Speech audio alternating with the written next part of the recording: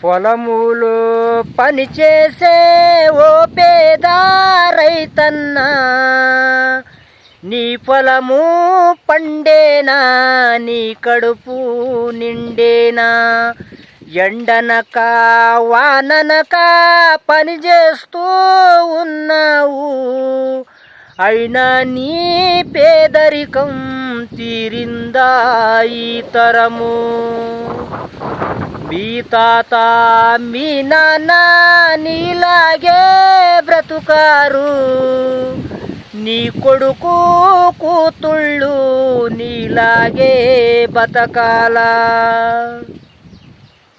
చదువుకో కూలన్నా, చదువుకో రైతన్నా, పండెనులే నీ పంట, నిండెనులే నీ కడుపు. పొలములో పనిచేసే ఓ పేద రైతన్నా, నీ పొలము పండేనా, నీ కడుపు నిండేనా? ఎందుకు ఈ పేదరికం, ఎందుకు ఈ దౌర్భాగ్యం అని నువ్వు ఎప్పుడైనా నిన్ను నువ్వే అడిగావా?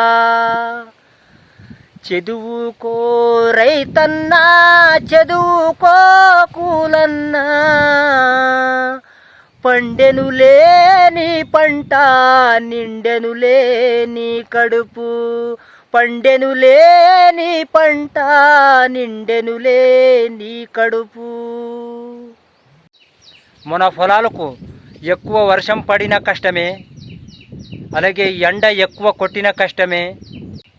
మన పొలం మనకు రైతుకు చేతికి అందాలంటే ఆ దేవుడు కృపం, అంటే ఆ దేవుడు ఆశీస్సులు మనకు ఉండాలని కోరుకుంటూ, అలాగే మనం